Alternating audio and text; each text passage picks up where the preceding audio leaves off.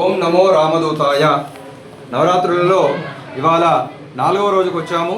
నవరాత్రులలో 4వ రోజున అమ్మవారు కాత్యాయని రూపములో మనకు దర్శనమిస్తుంది.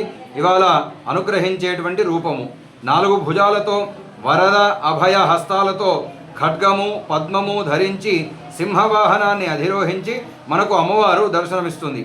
పూర్వము కాత్యాయనుడు అనేటువంటి మహర్షి అమ్మవారు తన ఇంట జన్మించాలనేటువంటి కోరిక చేత ఆమెను ఆరాధించాడట.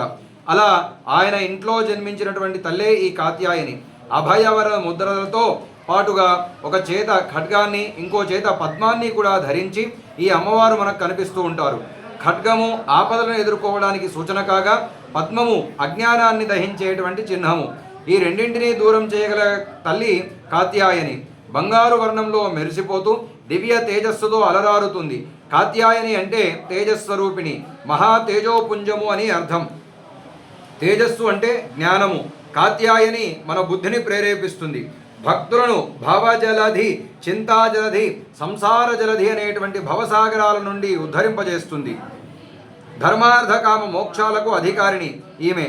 మహిషాసుర సంహారంలో కాత్యాయని సింహవాహనం అధిష్ఠించి దుర్గాదేవికి సాయం చేసిందని స్కాంద పురాణంలో తెలుస్తుంది.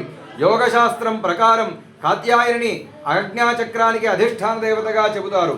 ఆజ్ఞాచక్రాన్ని జాగృతపరిచి సాధకుడికి ఏకాగ్రతను ప్రసాదిస్తుంది ఈ అమ్మ. ఆ మూలపుటమ్మను ధ్యానిస్తే అన్ని శుభాలే కలుగుతాయి.